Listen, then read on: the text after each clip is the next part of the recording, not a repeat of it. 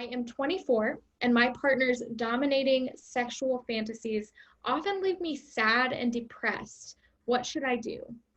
Yeah, thank you for the question.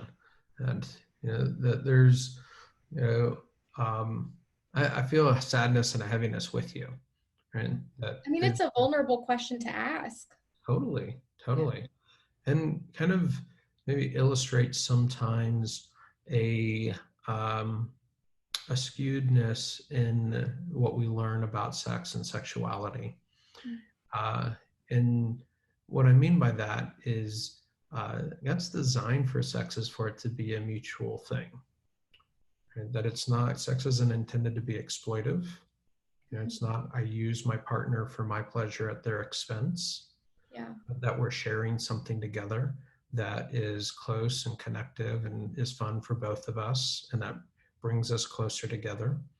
And if it's not fun for both of us, if it's not bringing us closer, if it leaves one of us feeling like in this case kind of sad and down and disconnected, then that's not what it's supposed to be. It's not Yeah. supposed to be like that.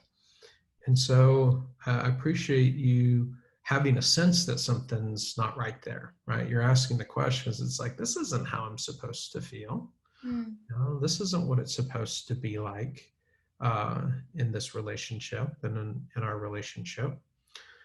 So I would want to just really affirm and encourage the person asking the question to be able to take ownership of your own body and your own sexuality and go, it's okay for you to have boundaries and to communicate boundaries around your own body and experience, and go that God's given you the responsibility of guarding your heart first and foremost, that you're the first person on duty and you have the right and you have the authority to say no to things that don't feel good and don't feel right to you, and to be able to protect your heart and protect your body.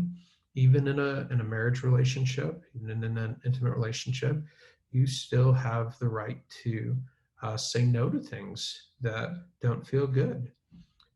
That just because Paul says our body's not our own doesn't mean that it's not our own. And that Paul's communicating that in a marriage relationship, our body's not only our own.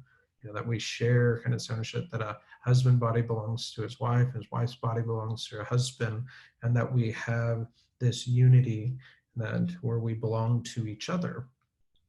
And there is complete validity within that to be able to say, hey, this doesn't feel good, this isn't right, I don't like this, I don't like what it does to our relationship, I don't like how it feels, and I'm not okay with it.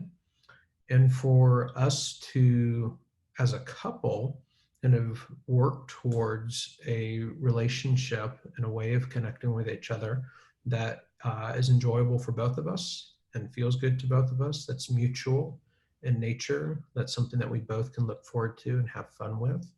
And that if there are things that get in the way, that we can troubleshoot together to find that, because that's what it's supposed to be and what it's supposed to look like.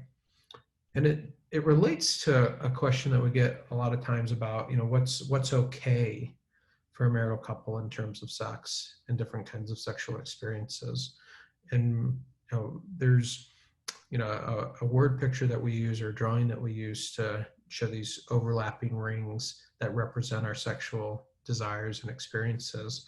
And the moral of the story, or the point of the picture, is that there is an overlap of space that overlaps God's design for sexuality, as well as the things that each of us can enjoy.